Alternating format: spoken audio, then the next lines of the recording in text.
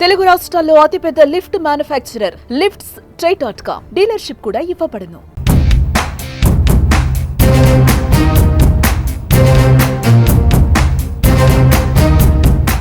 అందరి చూపు మరికొన్ని గంటల్లో రానున్న బడ్జెట్ అంచనాల వైపే.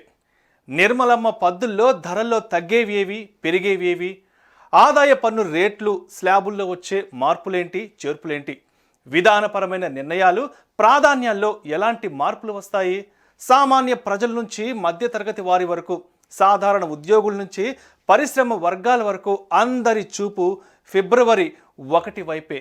2025కి నిర్మలమ్మ వేసే పద్దుతో కలిసొచ్చేది ఎవరికి, సవాళ్లుగా మారేది ఎవరికి?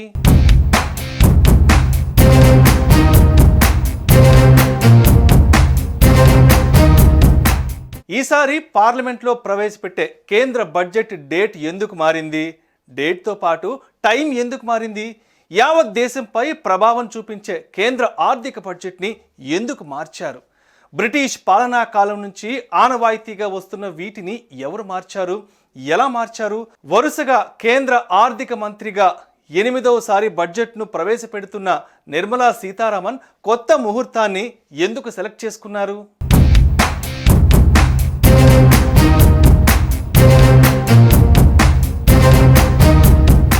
ఫిబ్రవరి 1న ఉదయం 11 గంటలకు పార్లమెంట్లో కేంద్ర ఆర్థిక మంత్రి నిర్మలా సీతారామన్ బడ్జెట్ను ప్రవేశపెట్టబోతున్నారు.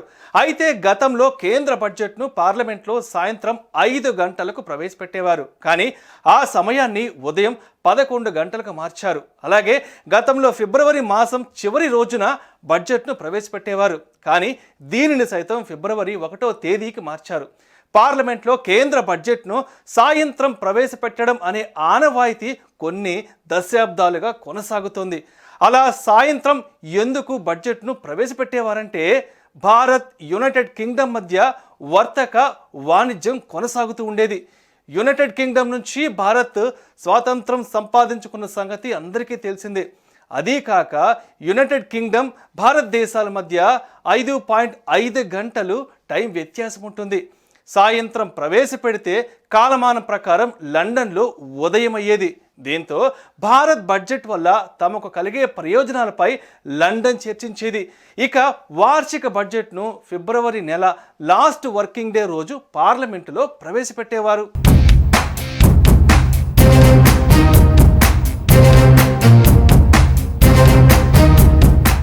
అప్పటి వరకు వస్తున్న ఈ ఆనవాయితీని 1999లో నాటి ప్రధాని అటల్ బిహారీ వాజ్పేయి నేతృత్వంలోని కేంద్ర సర్కార్ మార్చేసింది. అటల్ బిహారీ వాజ్పేయి కేబినెట్లో ఆర్థిక మంత్రిగా యశ్వంత్ సిన్హా 1998 నుంచి 2002 వరకు పనిచేశారు. ఆయన కేంద్ర ఆర్థిక బడ్జెట్ ఉదయం 11 గంటలకు పార్లమెంటుకు సమర్పించాలని సూచించారు. దీనివల్ల పార్లమెంట్లో డీప్ డిస్కషన్ జరుగుతోందని ఆయన చెప్పుకొచ్చారు. దీంతో 1999 ఫిబ్రవరి 27వ తేదీన యశ్వంత్ సిన్హా దేశంలో తొలిసారి ఉదయం 11 గంటలకు పార్లమెంటుకు బడ్జెట్ను సమర్పించారు. అప్పటి నుంచి ఇప్పటి వరకు ఈ రూల్ని అందరు కేంద్ర ఆర్థిక మంత్రులు క్రమం తప్పకుండా పాటిస్తూ వస్తున్నారు.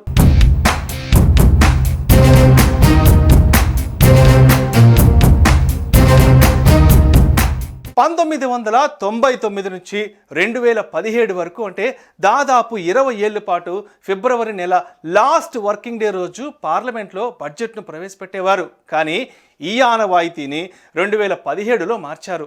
అప్పటి ఆర్థిక మంత్రి అరుణ్ జైట్లీ పార్లమెంట్లో బడ్జెట్ ఫిబ్రవరి 1వ తేదీన సమర్పించాలన్నారు. దానికి కారణం ఫిబ్రవరి నెల లాస్ట్ వర్కింగ్ డే.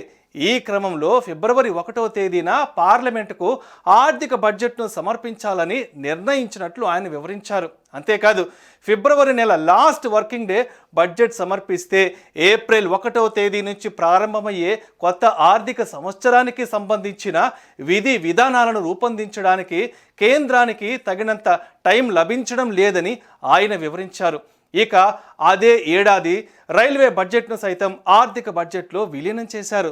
దీంట్లో దేశంలో 92 ఏళ్లుగా కొనసాగుతున్న రైల్వే బడ్జెట్కు ఫుల్ స్టాప్ పడినట్లయింది.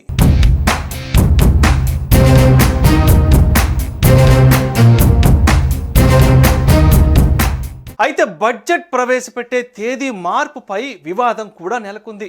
ఈ చర్యలను సవాల్ చేస్తూ సుప్రీంకోర్టులో పిటిషన్ కూడా దాఖలైంది. బడ్జెట్ను ముందు తేదీకి మార్చడం వల్ల రాష్ట్ర ఎన్నికలకు ముందు ఓటర్లను మభ్యపెట్టేందుకు ప్రభుత్వం వాగ్దానాలు చేయవచ్చని పిటిషన్ వాదించింది. కేంద్ర బడ్జెట్కు రాష్ట్రాలకు ఎలాంటి సంబంధం లేదని, రాష్ట్రాల ఎన్నికలు కేంద్రం పనితీరుకు ఆటంకం కలగదని పేర్కొంటూ పిటిషన్ను సుప్రీంకోర్టు కొట్టివేసింది.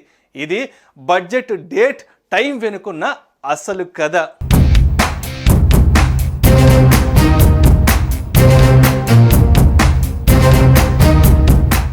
సుమన్ టీవీలో మీ పర్సనల్ అండ్ బిజినెస్ ప్రమోషన్స్ కోసం కింది నెంబర్కి కాంటాక్ట్ చేయండి.